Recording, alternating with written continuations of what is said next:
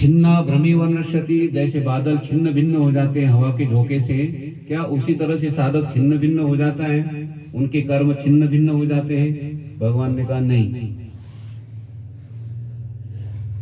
नहीं कल्याण कृत कश्चित दुर्गतिम तात गच्छति। पार्थ उसका तो कल्याण ही हो जाता है, वो दुर्गति को नहीं जाता है। फिर केशव क्या हो जाता है? प्राप्य पुण्य कृताम लोका नुषित्वा शाश्वती ही समाह शुचीनाम श्रीमताम गेहे योग भ्रष्टो विजायते।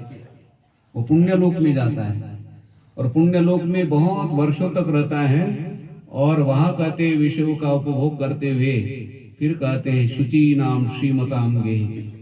शुचि पवित्र कुल में, और कैसा पवित्र कुल? श्रीमान, श्रीमान है, धनवान है और कहते शुचि पवित्रता है, ऐसे कुल में कहते हैं उस साधक का जन्म हो जाता है। तो भरत राजा का जन्म कहां पर हुआ? ब्राह्मण परिवार में हुआ। बहुत पुण्य कर्म होते हैं। अथवा योगिनामेव कुले भवति धीमता, कहते योगियों के कुल में जन्म हो जाता है। तो भरत राजा का जन्म योगियों के कुल में हो गया।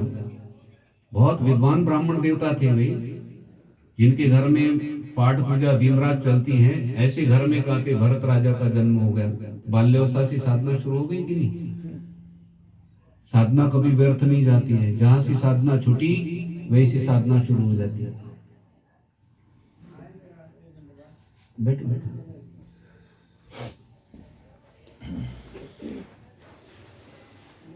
ये पिछले जन्म में जिसने सत्संग सुना होगा तो छोटा बालक हाउसिंग बोर्ड में आ गए ना, 9 सेक्टर में, लक्ष्मी नगर में, और वो बालक को देखो वृंदावन में गोदी में लेकर जा रहे, मंदिर में लेकर जा रहे। वो बालक कौन है? साधक है। जहां से साधना छूटी थी वैसी साधना शुरू हो गई। बाल्यावस्था में उनको गीता पढ़ने के लिए मिलती है, बाल्यावस्था में मंदिर में जाने के लिए मिलता है।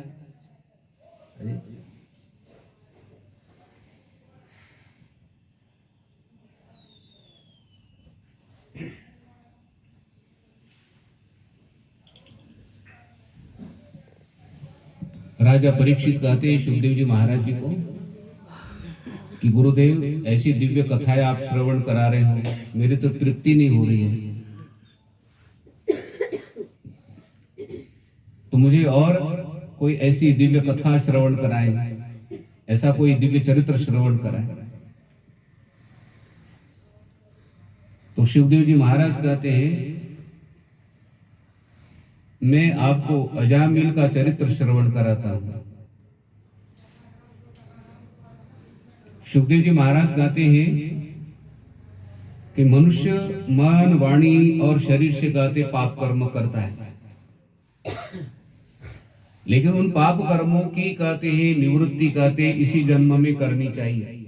मन से, वाणी से, शरीर से पाप कर्म होता है ना, तो कहते इसका प्रायश्चित इस शरीर के द्वारा ही करना चाहिए।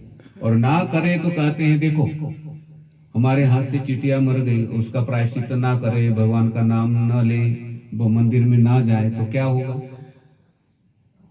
हाजी गिरगिट, अधमरा गिरगिट रास्ते पर पड़ा है। तो भीष्म पितामह 22-23 साल की उम्र थी ना उनकी, किसी जन्म में, 100 जन्म की पहले वाली बात है। उन्होंने बाण के द्वारा उसको गिरगिट कांटों के ऊपर फेंक दिया। अच्छे कर्म उन्होंने पहले किए, लेकिन एक प्रायश्चित उन्होंने नहीं किया है, गिरगिट को जो कांटों के ऊपर फेंक, और गिरगिट कांटों के ऊपर, कांटों के बीच में फंस गया, कांटे उसके शरीर में गए ना, तो गिरगिट ने शाप दिया। गिरगिट ने कहा कि जैसे मैं कांटों के अंदर में फंसकर मरा हूं, उसी तरह से आपकी भी मृत्यु ऐसी होगी। गिरगिट ने शाप दिया। वही जो कांटे हैं वही विष्णु पितामह को बाण बनकर आएगा। हाँ, एक देवता बनने के बाद में भी उस प्रायश्चित कर्म को देखो यहाँ पर भोगना पड़ा। और विष्णु पितामह किनके पुत्र है? विचार कीजिए आप, गंगा जी के पुत्र हैं। और गंगा जी के पुत्र देखो बाणों के शैया के ऊपर है, कि वो प्रायश्चित ना करे तो उस प्रायश्चित को कहते अकेले को भोगना पड़ता है। जी ये ध्यान रखना, पाप कर्म अकेला करता है ना भाई, अकेले को ही भोगना पड़ता है। पाप कर्म का भागी कौन होगा भाई? हाँ भाई, पुलिस किसी को पकड़ कर लेकर गई रास्ते पर, कोई जाता गए उनको छोड़ दो, मुझे पकड़ कर लेकर जाओ। हाँ जी, हाँ जी, जो करेगा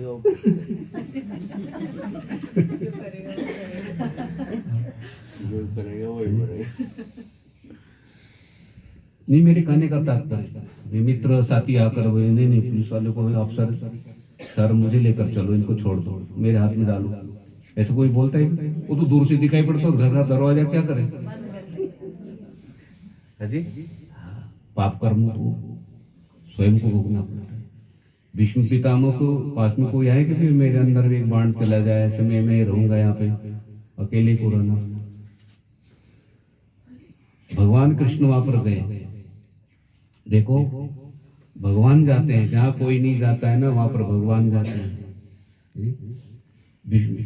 भगवान अपने यहाँ पे ना वो युद्ध भूमि में तंबू लगे होते ना, टेंट, उसमें भगवान बैठे रहते। युधिष्ठिर अर्जुन आदि चले गए वहां पे, तो बोले प्रभु आपका ध्यान सब करते हैं, हम भी ध्यान कर, आप किसका ध्यान कर रहे हो? बोले भीष्म पितामह मेरा स्मरण कर रहे, मैं भीष्म पितामह की याद कर रहा। ठीक है, भगवान को उनकी याद करते हैं, विष्णु अपने भक्त। हाँ, तो भगवान वहां पर गए भीष्म पितामह के पास में, समीप में खड़े हैं। भीष्म पितामह को कहा, पितामह आप कैसे महसूस करते हो?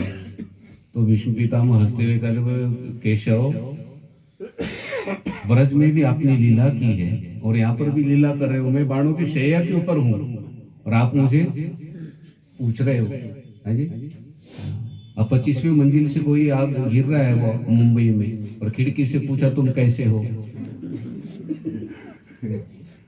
है जी, वो क्या उत्तर देगा वो? है जी, मान लो थोड़ी देर के लिए वो रुक गए थोड़े से, तो उनको कैसे हो तो क्या उत्तर देंगे? अमल मैं गिर रहा हूं, आप मुझे पूछ रहे हो। है जी, हाँ। बोले केशव आप नटखट वहां पर भी कर रहे हो, यहाँ पर भी नटखट कर रहे हो, मैं बाणों की शैया के ऊपर हूँ। हाँ जी, अब विष्णु पितामह ने कहा कि केशव 99 जन्म तक मैंने कोई पाप कर्म नहीं किया, योग दृष्टि से मैंने देखा तो 99 जन्म तक कोई पाप कर्म नहीं है।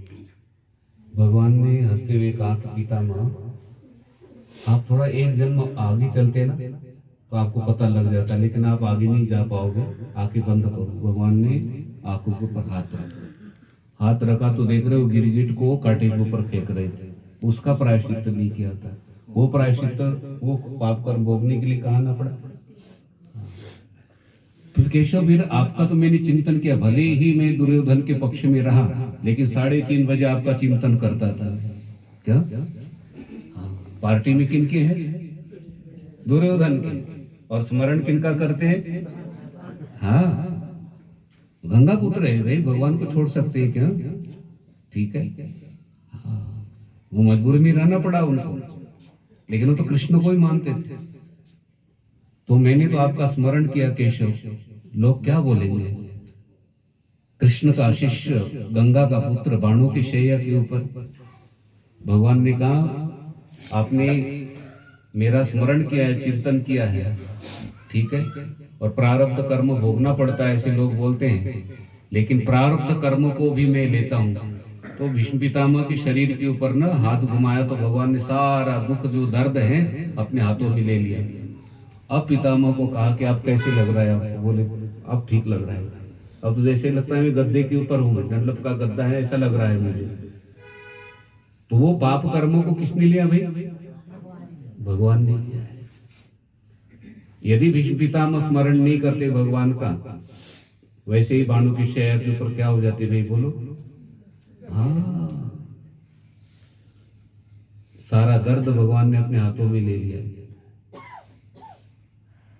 प्रारब्ध कर्म को भी भगवान क्या करते भाई?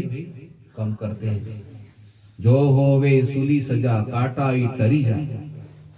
किसी को सूली की सजा है कहते हैं भाग्य में लिखी है, और वो आराधना साधना करता है तो कहते काटा या सुई लगकर कहते वो संकट बड़ा संकट था, वो संकट क्या हो गया? छूट गया।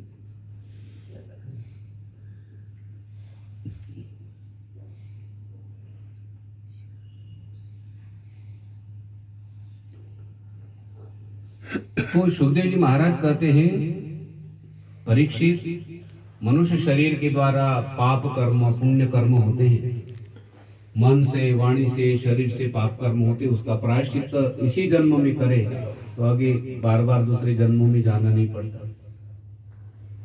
तो परीक्षित ने कहा कि सुखदेव जी महाराज जी कहा, गुरुदेव कितनी अच्छी बात आपने भी, इसी जन्म में प्रायश्चित कर लेना चाहिए। जैसे पाप कर्म बढ़ते जाए बढ़ते जाए बढ़ते जाए और भगवान की पूजा न करे, जप न करे, पाठ ना करे, तीर्थ यात्राएं ना करे, गीता न पढ़े, भागवत ना पढ़े, श्रवण करे, भागवत ना पढ़े, रामचरितमानस ना पढ़े, सुंदरकांड का पाठ न करे, है जी, तो पाप कर्म क्या हो जाती है? बढ़ते बढ़ते जाते हैं। और उन पाप कर्मों के कारण कहते कि 84 लाख जन्मों का चक्र चलता रहता है।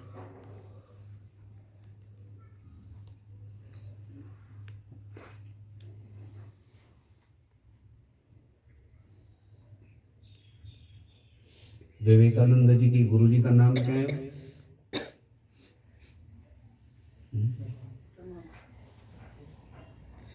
विवेकानंद जी के गुरु जी का नाम क्या है?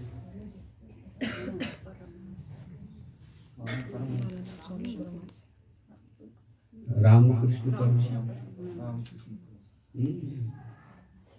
रामकृष्ण परमहंस जी ने कहा कि नाव के अंदर में पानी जाता जाए और पानी ना निकाले तो नाव क्या होगी?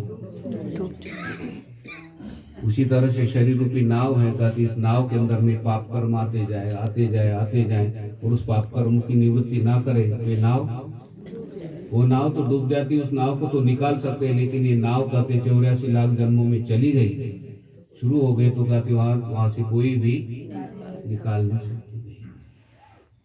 एक बार 84 लाख जन्मों का चक्र शुरू हो जाता है तो वहां से निकलना बड़ा कठिन हो जाता है।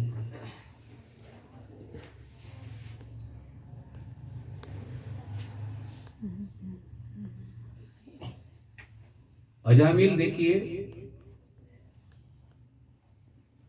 ब्राह्मण कर्म करते थे, लेकिन एक दिन कहते हैं किसी दासी की इसमें आए वो, और कहते उनकी मनोवृत्ति बिगड़ गई, तो धीरे धीरे कहते उनके साथ में उनका निवास स्थान होने लगा, उनके साथ रहने लगे। तो वृद्धावस्था आने लगी, देखिए 10 पुत्र उनको हो गए। तो एक दिन कहते हैं उनके यहाँ पर महापुरुष आए थे, महात्मा लोग आए थे, तो उन्होंने कहा कि आप नारायण का नाम लो। तो उनका नारायण का नाम नहीं लूंगा मैं, भगवान का नाम। वो नास्तिक हो गए। तो महात्मा जी ने हाथ पकड़ा उनका, बोले आपके घर में हम नहीं भोजन करेंगे ऐसे, ठीक है। तो वो देवी धार्मिक थी, बोली दासी थी, लेकिन वो बहुत धार्मिक है, बोले भोजन करके तो जाओ, ठीक है। और ये भी कृपा होती भाई, तो पुण्य कर, वो अभी बिगड़ गए ना, तो पहले पुण्य कर्म तो है ना उनका, है जी। हाँ, अभी हम पैसे मान लो एकत्रित नहीं कर पाए, लेकिन हमारा बैंक बैलेंस बहुत है पहले वाला, ठीक है। तो अभी नहीं कर पा रहे हैं पैसे एकत्रित, लेकिन वो पहले वाला बैंक बैलेंस काम आएगा कि नहीं? ठीक उसी तरह से पूर्व पुण्य कहते हैं काम आएगा। तो महात्मा जी ने हाथ पकड़ा, बोले नारायण को आपको बोलना पड़ेगा। बोले नारायण मैं बोलूंगा ही नहीं। क्या नारायण तो बोला है उन्होंने, नारायण बोलूंगा नहीं, नारायण निकला। तो महात्मा जी ने कहा कि आप अपने बालक का नाम नारायण रख सकते हो, छोटे वाले? बोले हाँ, वो अभी जन्म हुआ, उसका नाम तो नारायण रख लेंगे। नारायण कितनी बार हो गए वाणी से? अब वो छोटा बालक होता है ना घर पे, 2-3 बालक होते, मानो बड़ा और छोटा, उससे सबसे छोटा है ना, वो बहुत प्रिय होता है। बड़े वाला भी उससे प्यार करेगा, स्नेह करेगा, छोटे वाला भी स्नेह करेगा, माता पिता का स्नेह, सबका। रिलेटिव घर में आए तो इनको लेंगे, छोटे को बड़ा काका देखता रहता है। छोटे के प्रति बहुत स्नेह होता है भाई, सबका स्नेह होता है, माता पिता का स्नेह छोटे के प्रति बहुत स्नेह होता है, ठीक है, बुरा नहीं मानना। एक बड़ा और 3 भाई हो ना, एक बड़ा उससे ज्यादा माता पिता का स्नेह और एक छोटा उससे ज्यादा, बीच वाला लड़क जाता वो खेलने गया नहीं आया उसका ज्यादा है जी, ठीक है। और जिनके घर में बेटी है जो पिताजी का लगाव बेटी होता है और माँ का लगाव बताना नहीं किसी को,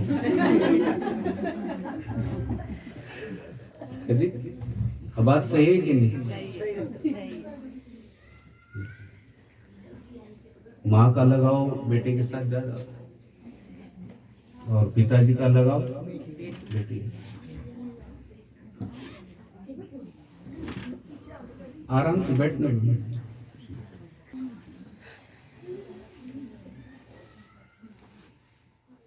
और देखिए अजामिल अब वो बालक के साथ में, नारायण आओ, नारायण इधर आ, नारायण पानी लेकर आ, नारायण भोजन कर, उनको अपने हाथ से खिला। नारायण तुमने बहुत कम खाया, तू खाता नहीं नारायण, नारायण नारायण नारायण, उनके वाणी में क्या है नारायण, उनके साथ खेलना, नारायण नारायण बोल रहे लोग, नारायण इधर आ, नारायण इधर खेल, नारायण इधर जा, नारायण भोजन करते समय नारायण, सोते समय नारायण नारायण नारायण। देखो कितनी बार स्मरण चल रहा है। अब उनको क्या पता है नारायण भगवान का नाम है, वो बोले भगवान का नाम नहीं लूंगा मैं, नारायण नाम तो रखूंगा। अब बेटे का नाम नारायण है तो वास्तविक नारायण तो पहले से ही है ना, बेटे का नाम तो बाद में रखा है।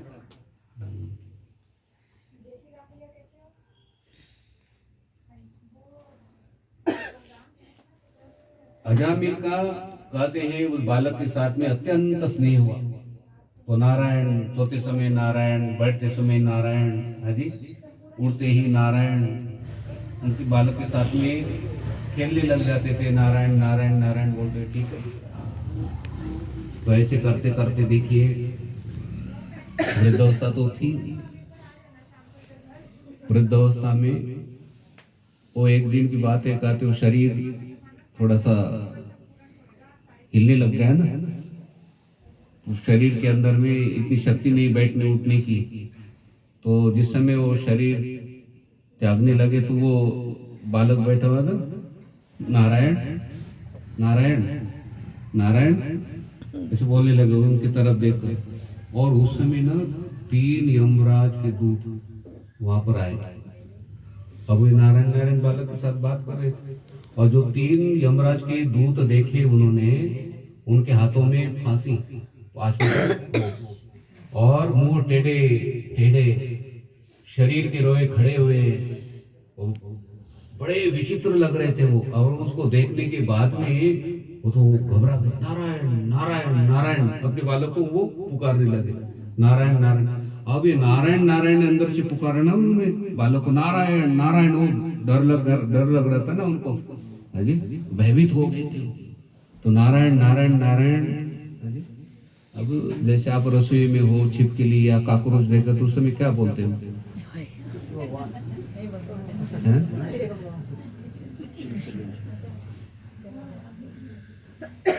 भगवान बोलते हो आप?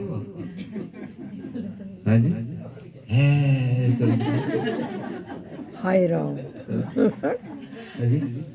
का भगवान आप तो साधक है, बोलते होंगे भाई, लेकिन बड़ा मुश्किल है भगवान का नाम। जी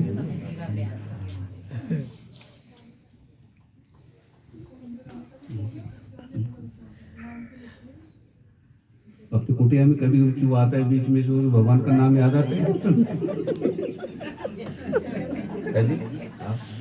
ठीक है,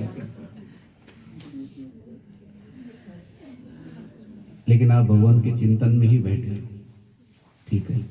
वो तो एक थोड़ी देर के लिए भय लगता है, लेकिन आप नारायण के चिंतन में।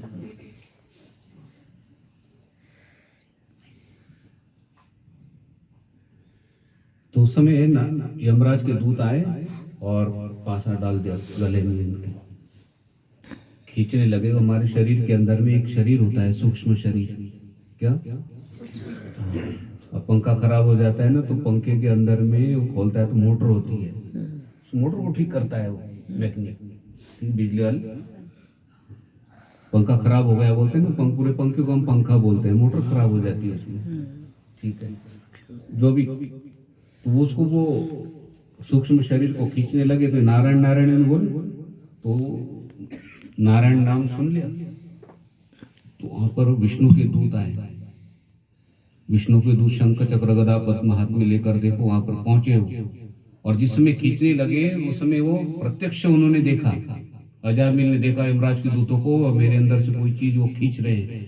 उसी समय वो विष्णु के दूतों ने पासा उनका तोड़ दिया, गले में वो रह गई रस्सी, और आधी रस्सी टूटकर, पासा तो गले में रह गया, और वो रस्सी टूटकर यमराज के दूतों के हाथ में।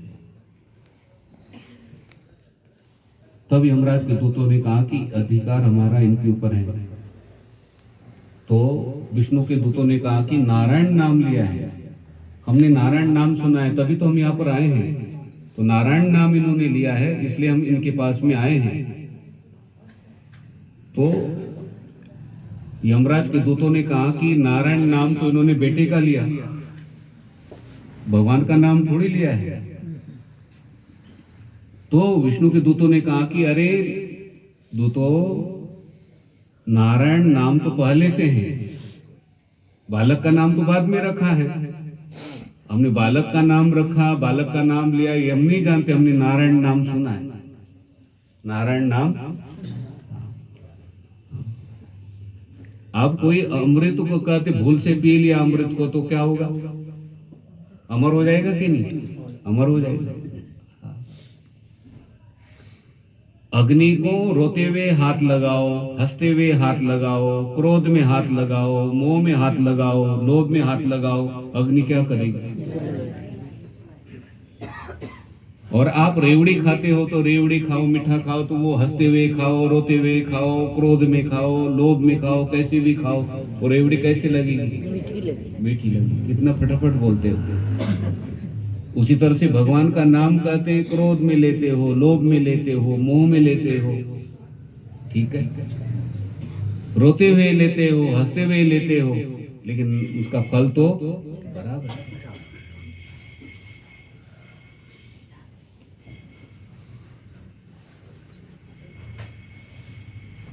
तो अजामिल के तो पाप कर्म बहुत ज्यादा है।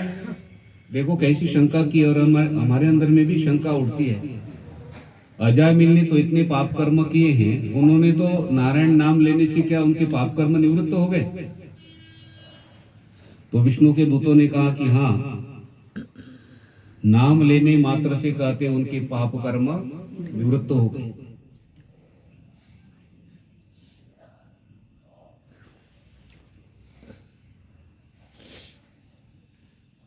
देखो विष्णु के दूतों ने कितना अच्छा श्लोक बोले, और हमारे अंदर में शंका है ना, वो शंका की निवृत्ति हो जाएगी। अयम ही कृत निर्वेशो जन्म कोट्यम हसामपि यद व्याजहार विवशो नाम स्वस्त्य यनम हरेहि। अरे दूतो, इन्होंने नारायण का नाम लिया है, और नारायण का नाम लिया तो कोटि जन्मों के जो पाप कर्म हैं, कोटि कोटि करोड़ों जन्मों के पाप कर्म, वो पाप कर्म निवृत्त हो गए। कैसे? उन्होंने नारायण का नाम लिया। यद व्याजहार विवशो नाम स्वस्त्य यनम हरेहि। कहते भले उन्होंने विवश होकर लिया है, लेकिन नारायण नाम का उन्होंने उच्चारण किया है। तो नारायण नाम का उच्चारण करने से कोटि कोटि जन्मों की पाप राशि का पूरा पूरा प्रायश्चित कर लिया। जी, कोटि कोटि जन्मों का पाप कर्मों का पूरा पूरा प्रायश्चित कर लिया है। अब कोई प्रायश्चित शेष नहीं रहा। देखो, एक बार नारायण का नाम लेते हो आप, करोड़ों जन्मों के पाप कर्मों का जो प्रायश्चित है, वो उस प्रायश्चित की निवृत्ति हो जाती है।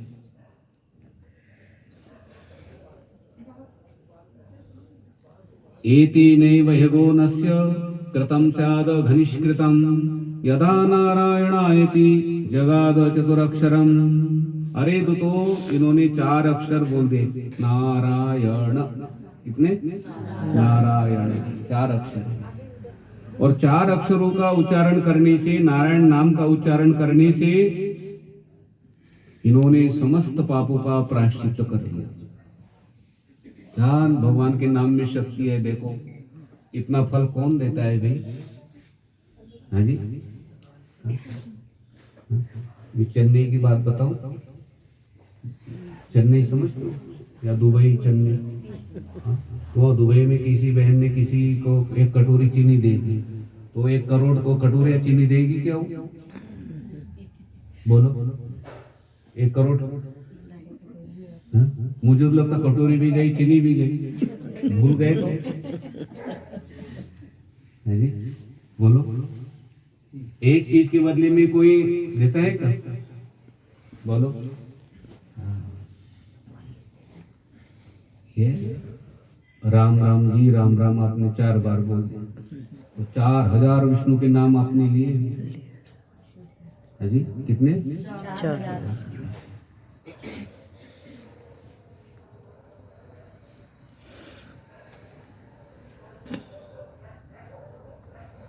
अपने अपन नारायण मंदिर के पास में दीपिका का घर है, तो कभी कभी जाते तो उसको पढ़ते राम जी का घर। संजय? हाँ जी, तो राम जी का घर है, तो अपना नहीं है राम राम जी का घर। अब जो पढ़ते हैं उसका राम जी को जप हो गए कि नहीं?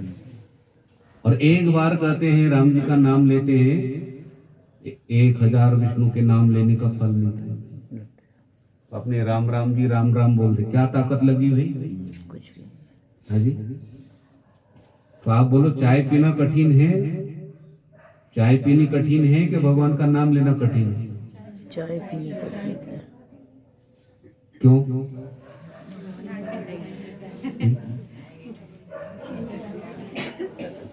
उसको पहले प्रतिभा जी, चाय पीनी कठिन है कि भगवान का नाम? और सर्दी में, अब देखो आप कंबल में बैठे हो, रज़ाई में बैठे हो, चाय में इच्छा हो, और हाथ बाहर निकलने की इच्छा नहीं, बैठे को वो बैठे। कोई बेटा घर पे है तो वो चाय बेटा बना दे, तो पति देव बोले तुम ही बना दो चाय। है जी, बोलती चाय बनानी कठिन है, चाय पीनी भी कठिन है जी। अब आप बोलो, चाय ठंडी पीते हो गरम पीते हो? तो गरम पियेंगे तो ओढ़ जलते हैं, और ठंडी पिए तो वो गिलास लेकर देखो ना बहन, फुर फुर करते रहते। बोलो, चाय पीनी कठिन है और भगवान का नाम लेते ओढ़ जलते हैं क्या? सारे काम संसार के अंदर में कठिन है, लेकिन भगवान का नाम कठिन नहीं है, आसान है। एतेनैव हिवोनस्य कृतं स्याद धनिष्कृतं यदा नारायणायेति जगाद चतुरक्षरम। अरे दूतो, इन्होंने नारायण नाम 4 अक्षरों का उच्चारण किया है, इन्होंने सारे प्रायश्चित कर लिए। किनके? पाप कर्मों के। जो पाप कर्म हुआ है, देखो कोटि कोटि जन्म हो गए, करोड़ों जन्म हुए होंगे, ये जन्म के ही नहीं, करोड़ों जन्मों के जो पाप कर्म है, सारे पाप कर्मों का प्रायश्चित कर लिया। क्या नारायण नाम के अंदर में शक्ति है? हाजी, स्कूल में तो बताया नहीं नारायण नाम की शक्ति है, गुड मॉर्निंग बताया वहां पे। क्या सिखाया मैं? Good morning. तो गुड मॉर्निंग का क्या फल है? कोई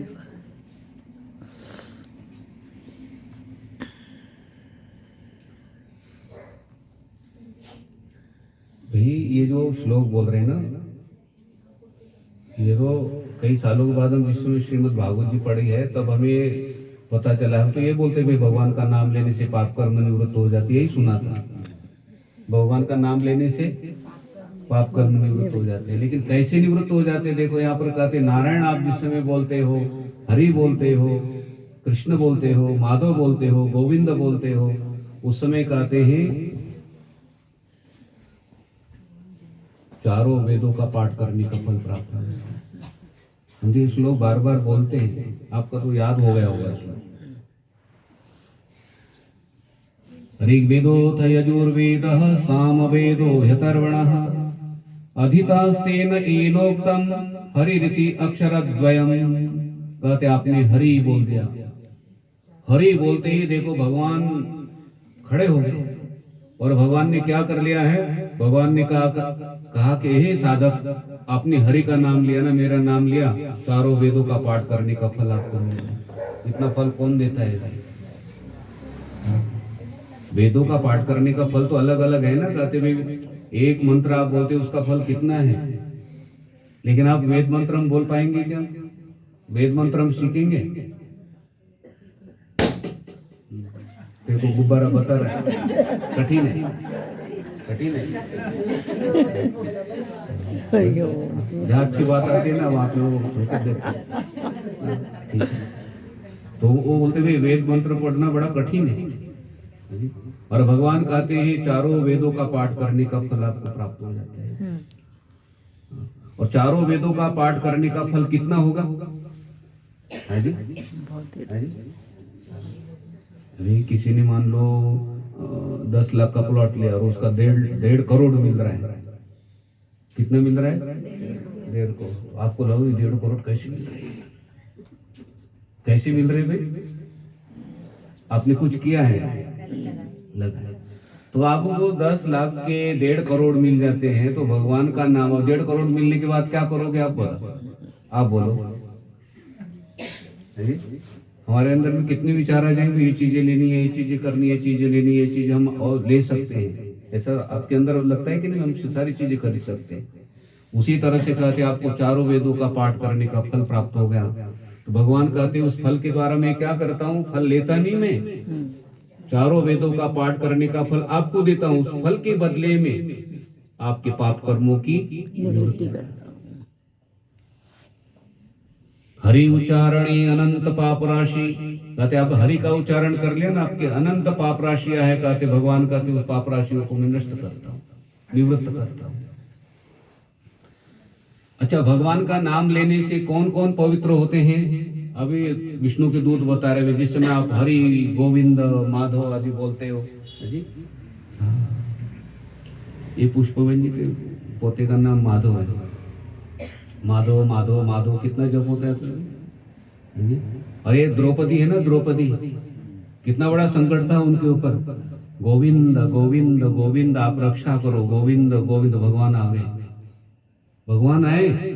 वहां पर कितने लोग देखो, अर्जुन, भीम, एक से एक शक्तिशाली लोग बैठे हुए थे। भीष्म पितामह, द्रोणाचार्य, कृपाचार्य, कितने लोग बैठे हुए थे। रक्षा की किसी ने?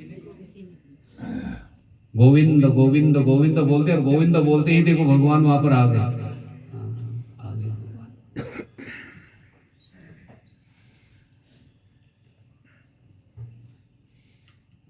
द्रौपदी की रक्षा। गोविंद गोविंद बोलने से देखो द्रौपदी की रक्षा हुई।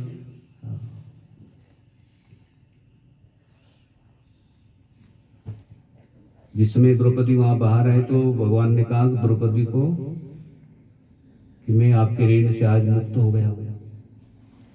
बोले प्रभु एक तो लेट आए हो और आप बोलते मुक्त हो गए। बोले कौन सा ऋण? बोल रहे जिस समय सुदर्शन चक्र लगा था ना मेरी उंगली में, तो आपने क्या कर लिया था? नहीं, सारी फाड़ना भाई बहुत कठिन होता है।